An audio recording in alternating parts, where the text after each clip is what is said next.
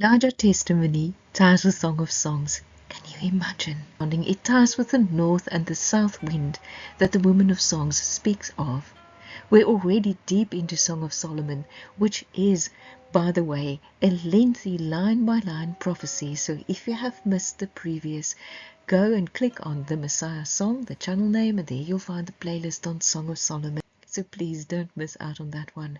But in this video now, we will move ahead to the north and the south wind. And first, listen to the verse and what the woman says about those two winds. And then understand the Elijah testimony and how it ties with songs. Let's go there. She says, awake. All right, so it's come alive, stir up. There in the associations of that word, north, is associated with darkness in the Hebrew. Awake, darkness. Come, be there, be active, darkness. Think about the crucifixion. Didn't it come? Yes. North was awoken. Do you remember between 12 and 3 you read when Jesus was on the cross for that 3-hour period? Awake, north. Come, darkness. And then we read, come, south. Now in the Hebrew, south ties with a strong, mighty hand, strong to turn things around. If you would turn yourself towards the east, now what's it with the east? The east is the place where the sun would come up. Darkness in Hebrew ties with death. So light is the opposite, okay? So if you turn your face towards the east, you are looking for the coming of the new light. In other words, life.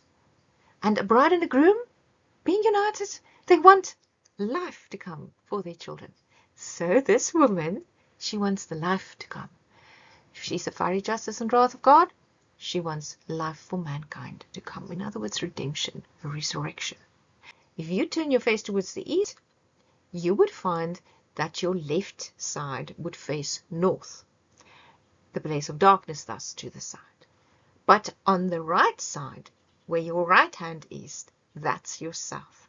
So that's why the south is tied with the right hand, the strong hand.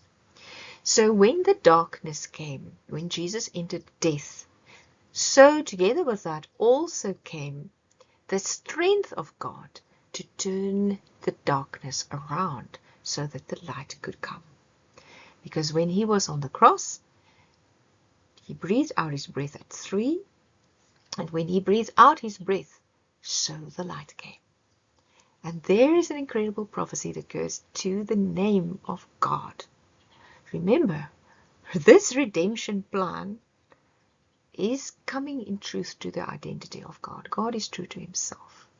And it's here in this verse. So how can I say that? Okay. The very first time we meet our Creator, in the first name that we encounter, the Eli, in Genesis, we find a situation of come north.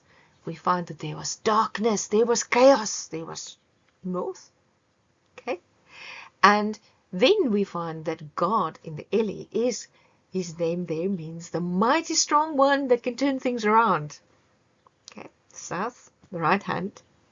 And he then, by his word, which is Jesus, in the darkness, in the beginning, on the cross, in the darkness. The breath of God was spoken in the darkness over the waters. Jesus hung in darkness and he breathed his breath, started to breathe out. So it's his ruach was there while it was still dark over the wasting. Okay, we breathe out his breath. God breathed out his breath in darkness. Can you see when you stood there by the cross at Golgotha, you were in Genesis 1's fulfillment. And then in that darkness, when Jesus breathed out his breath, we find at the time of 3, when that breath was breathed out, the light came. And in Genesis 1, after the Ruach was over the waters, God said by his word, let there be light. And there was light. Genesis 1's fulfillment was shown on the cross. The Eli is the mighty one that can turn things around. Come north, come south, looking towards the east to the rising of life. Okay, now we find in Genesis 2 another name of God, his holy name. And there we find how the first human being got life. And we find God breathed out his breath. So God is the breather outer of breath to give life to mankind. See the cross? The one that's in the darkness, whose ruach shook in the darkness, who is strong to turn the darkness and bring the light, is the one who breathed out his breath to give life. Genesis 2. Both names of God's identity goes to the cross. Can you see who was on that cross? Eli, Eliyahu. If you put those together, you find Elijah's name, Eliyahu. And Elijah is the one, the prophet, that points to the Messiah. And if you listen to the name, testimony of Elijah, what is the testimony of Elijah? Eli, the one with the might to turn the darkness, whose breath shook in the darkness, that one is the one who breathed out his breath to give life. Eli, the one that turns darkness, Yahweh breathed out breath to turn darkness. Messiah, Jesus. Can you see? Elijah's name uses the two names of God that we find in Genesis 1 and 2, the very first time we hear of him, to tell you Jesus. So the salvation that comes by Jesus is exactly the same way that we got life on earth in the first place. So what does that say? God is true to himself.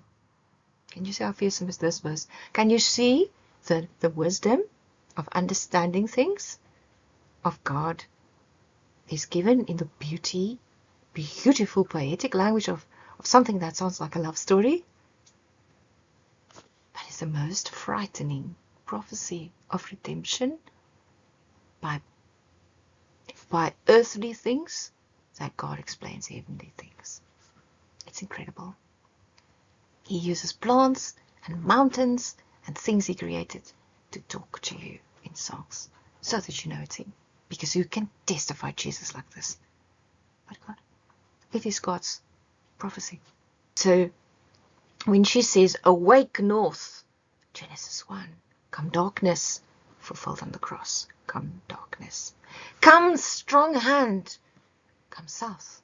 Because the south is only there because of the face that is now turned towards rising, turned towards new life, that has the north. There must be death verdict, because Jesus had to take that death verdict on himself for his strength to turn things around in a judicially sound way. Because if God merely pardoned us, if Jesus forgot and disrespected his fire bride, if he didn't love his fire bride, if the justice of God wasn't respected, there could be made an objection in heaven against you and me entering there, because we are sinners, and this woman, this fiery justice wrath, needs to be satiated.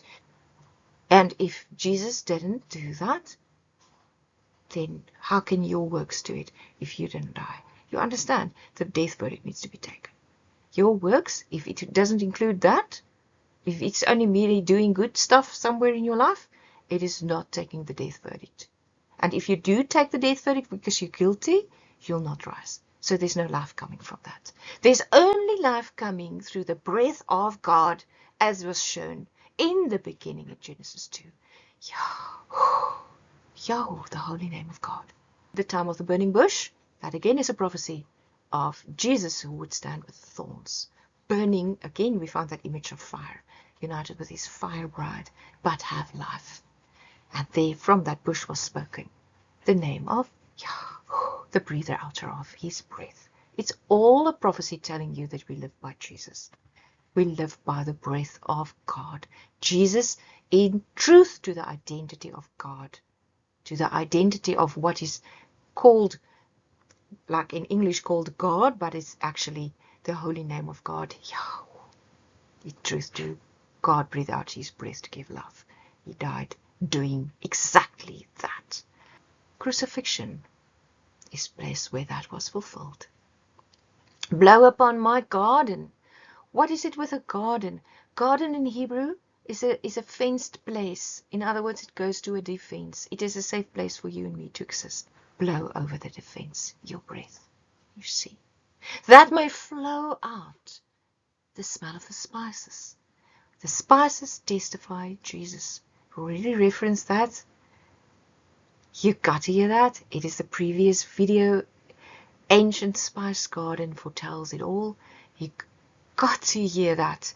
It is linked with this because it's one conversation, and you will see how plants testify Jesus in the way that they were made, and realize it is your Creator telling you everything, the end from the beginning, in a way that no human being can talk but the Creator himself. Let come, my beloved. Now that word that we find for beloved, it goes to the name of David's meaning. Beloved in Hebrew goes to boiling. Jesus is the fulfillment of being the son of David, not only being born from the line of David. There are multiple people being born from that line in the ages gone by. He's the only one that was born from that line that became the son of boiling, wrath of God taken on himself. Boiling, being the blood-red king. Remember how Jesus was blood-red on the cross? David, the ancestor's name that's being active there because of prophecy that God placed in his name. He was the warrior king. That is the red one. That's the beloved of the woman. That was a conqueror. Jesus fulfilled all of those, but in the extremity of the prophecy, because David was a mere man. But Jesus, Yahushua, warrior king, warred death, not earthly people, but the death verdict of God. He took it on himself, being red with a crown of thorns, and so he conquered it, like that Goliath that nobody could slay. He did. He overcome. It is God's master plan for life. And he's the beloved that came to this defense, that came to this garden. Remember Jesus, he had to drink the cup of his suffering, that bitter cup. Here we find he had to eat the testimony. He had to eat the fruits. He had to take in the terrible travail that's prophesied in those plants. And it is, she says, pleasant. And what's translated there as pleasant in English goes to extremely valuable. How valuable is your eternal life? You're being saved from hell. It is valuable. And it cost him his life. How valuable is this?